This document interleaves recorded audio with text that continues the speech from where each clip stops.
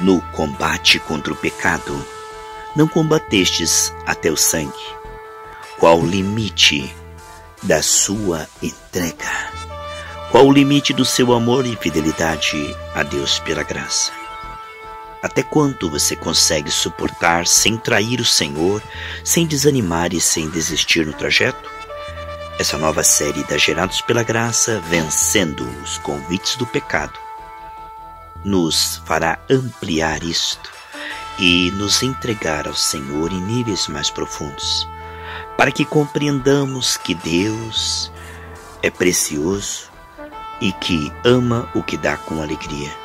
A nossa entrega a Ele, a nossa fidelidade, sempre será proporcional à revelação do seu amor por nós.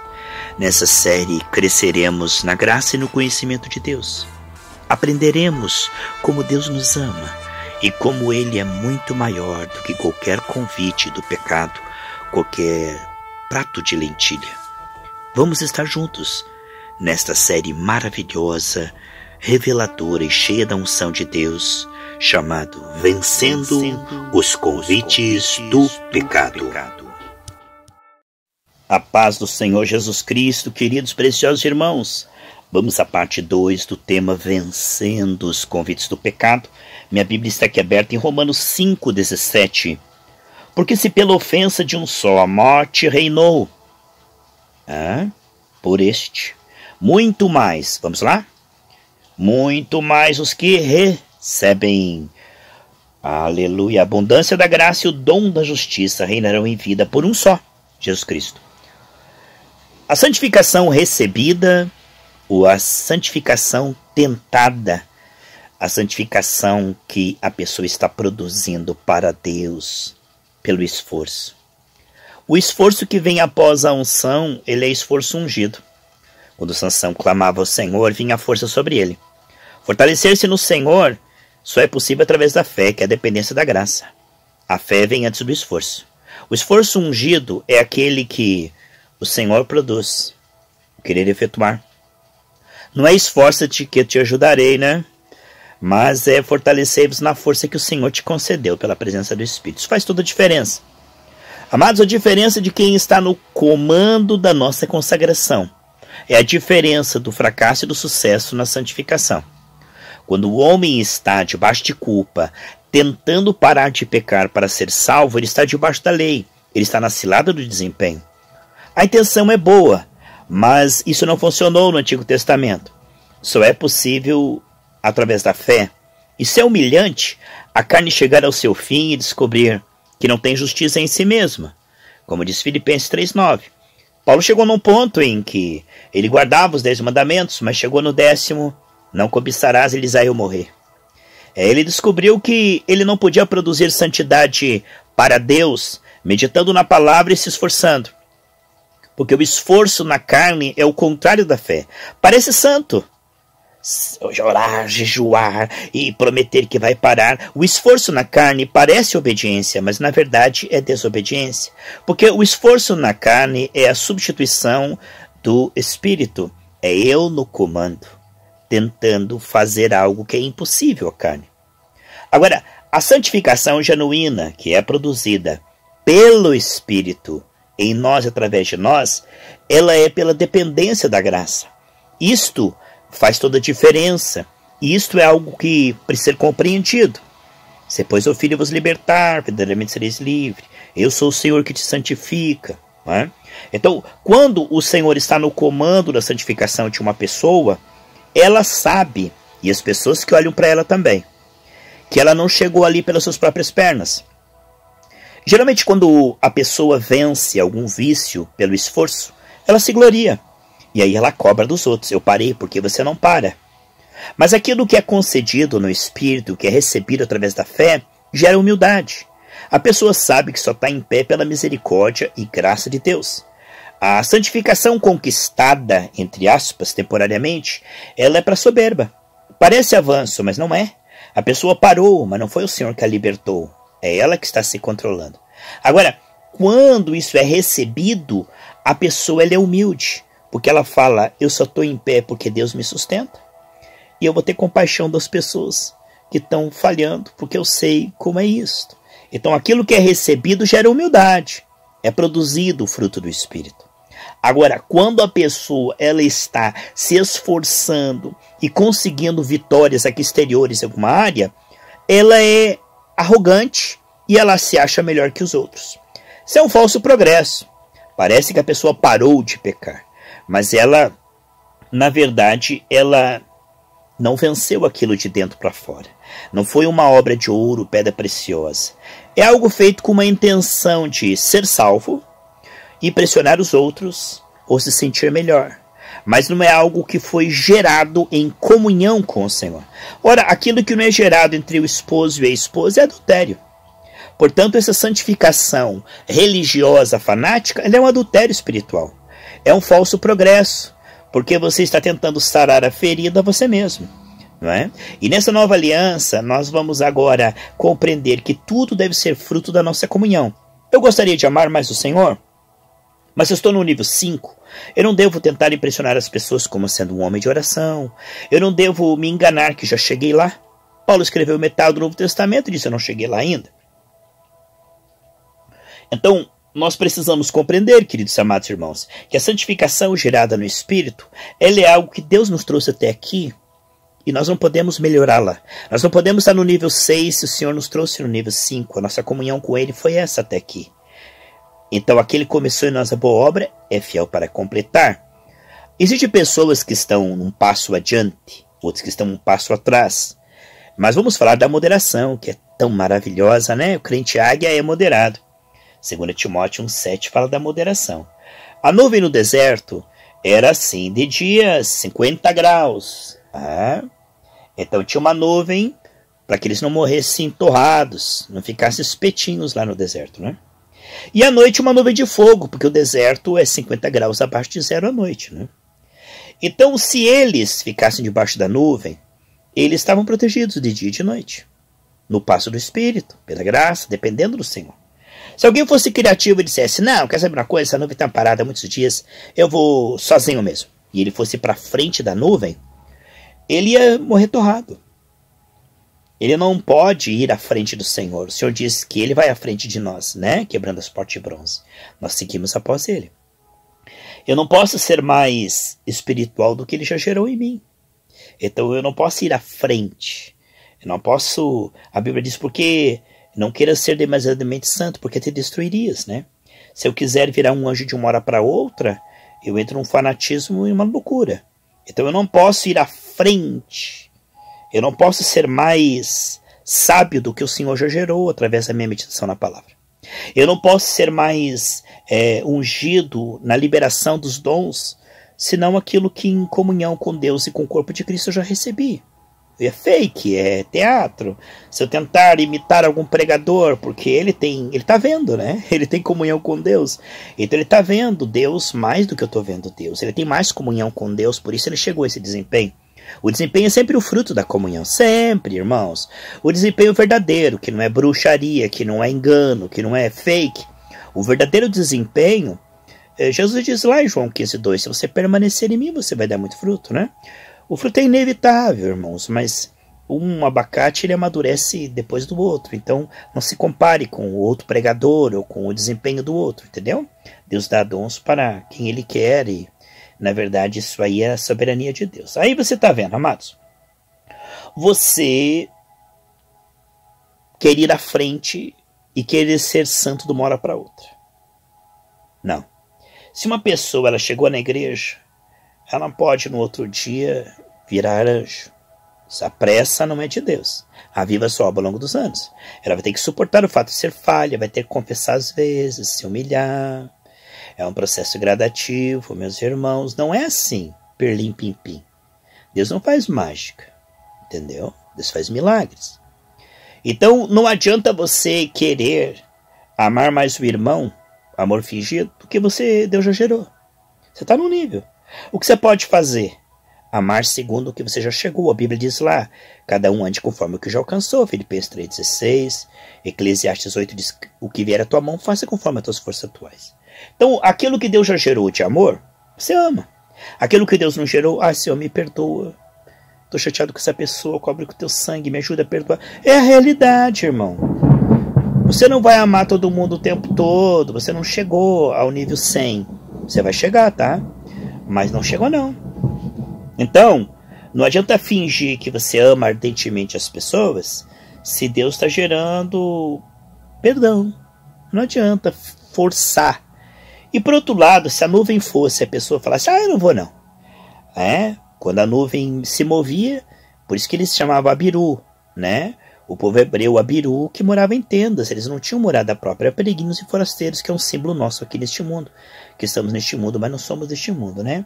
Abiru habitavam em tendas, então não tinham pousada própria. Quando a nuvem se movia, eles desfaziam a tenda, não tinham casa, né? E seguiam a nuvem. Se a nuvem ficasse para 3 meses, eles ficavam 3 meses ali.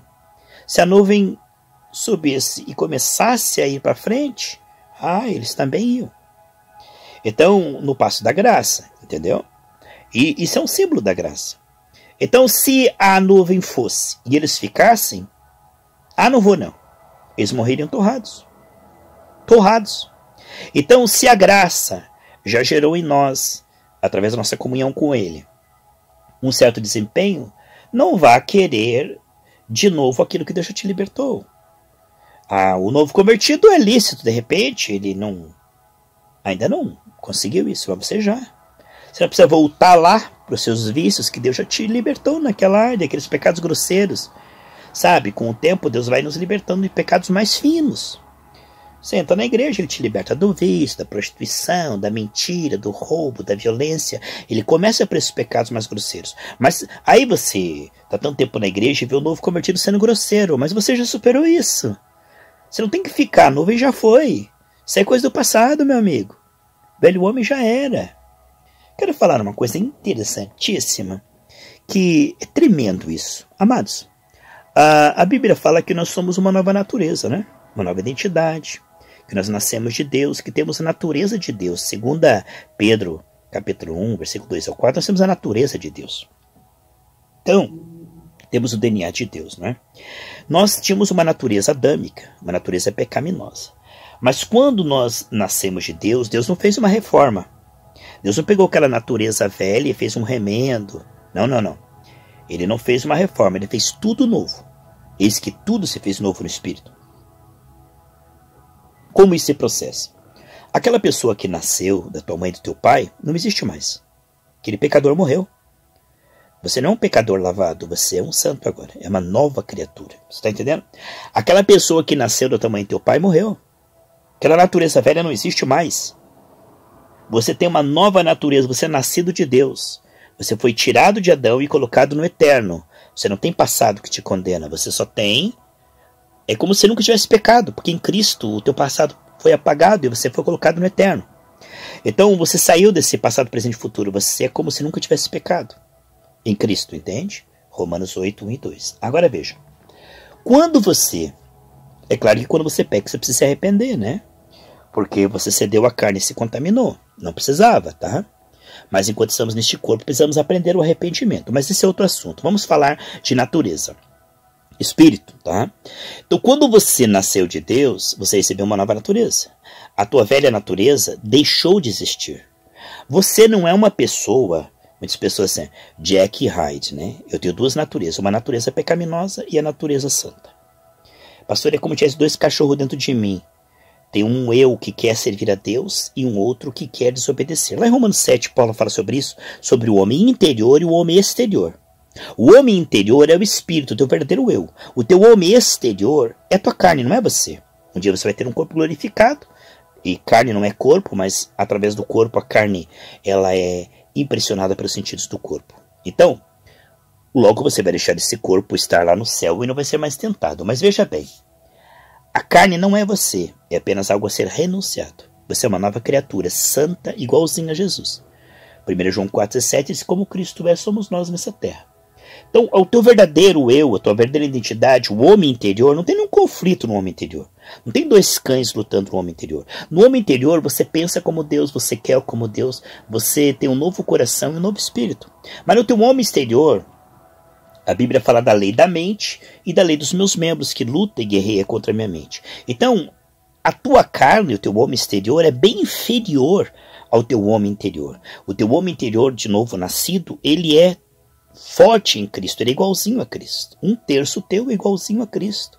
Não vai ser mais santo daqui a 1000 anos, o teu espírito já é igualzinho a Cristo agora. Né? O que está sendo santificado é a alma e logo você vai ter um corpo glorificado. Então acabou a tentação. Mas agora você é espírito que tem uma alma e habita num corpo. Essa carne não é uma natureza pecaminosa.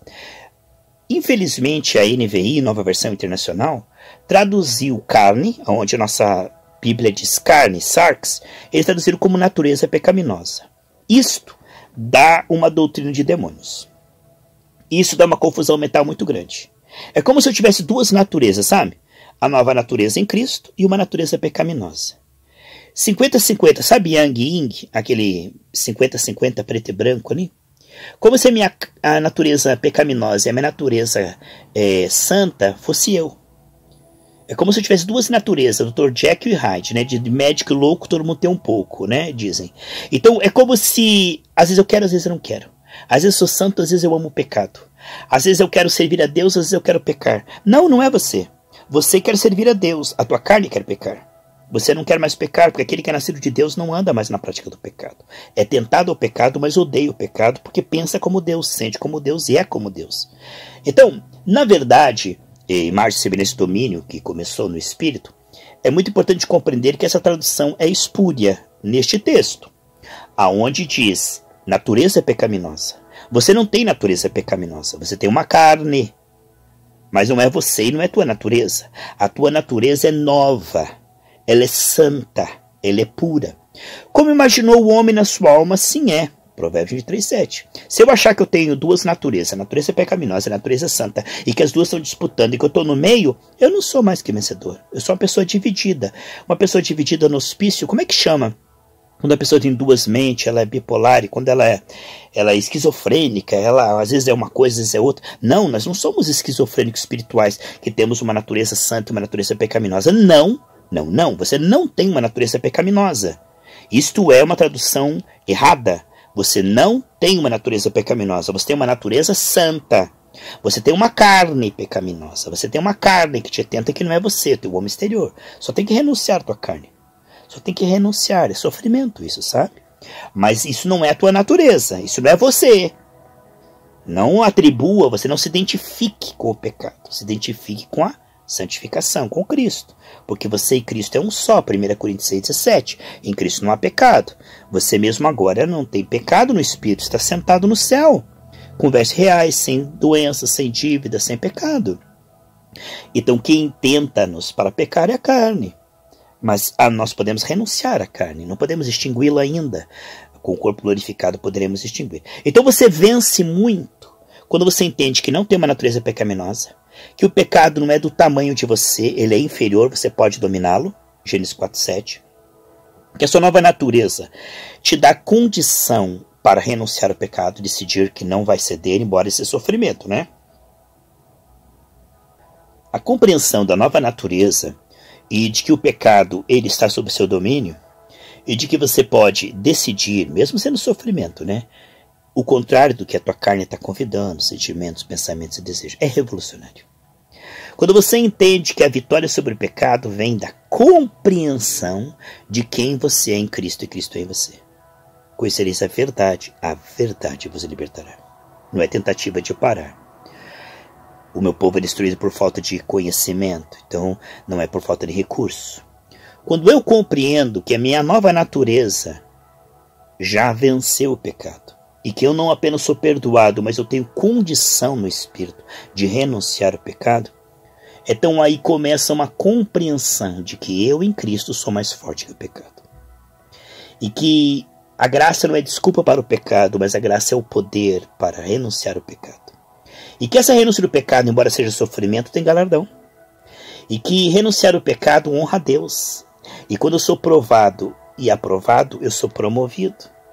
Isto é, Tiago, no capítulo 1, fala que nós devemos ficar felizes quando passar por várias tentações, porque isso produz experiência com Deus e crescimento. Então, quando você, aqui Tiago capítulo 1, versículo 2, Não é cair em tentação, mas ser tentado significa, porque Deus não envia tentação, né? Mas passar pela tentação e renunciá-la significa que você está aprendendo a andar no Espírito e escolher a palavra, você está se colocando ao lado da palavra de Deus, você está honrando a Deus, semeando honra. Renunciar ao pecado é honra. Agora, quando você cai no pecado, você desonra a Deus, mas Deus não desiste de você. Há um segundo caminho. O primeiro caminho é a obediência no Espírito. O segundo caminho é, se você pecar, infelizmente, porque você não compreendeu sua nova natureza, porque você é imaturo, ou porque você foi teimoso, se arrependa e diga: Senhor, me perdoa e me ajude a parar com isso. Quando você confessa com a intenção de abandonar, Deus vai te perdoar 70 vezes 7. Isso não é desculpa para o pecado, isso é provisão para o pecado. Não vamos agora pisar no sangue de Jesus. Mas no início do processo, irmãos, a gente vai confessar mais do que obedecer. No início do processo, nós vamos usar mais do sangue de Jesus do que da unção do Espírito, porque somos imaturos, nós não sabemos como andar no Espírito. Ninguém estava andando na carne, agora vai andar no Espírito 24 horas. Então, no início do processo, é mais arrependimento. Com o tempo, nós vamos aprendendo a tomar a graça e o dom da justiça, e vamos aprendendo que, além do arrependimento, nós temos recursos imensuráveis para obedecer. Aí é a maturidade. Aí já não é uma questão de ser perdoado, é uma questão de vencer o pecado. Isso é um processo, e nós vamos falar sobre isso, e eu creio que nós vamos crescer muito nessa série. Que Deus te abençoe, em nome do Senhor Jesus Cristo.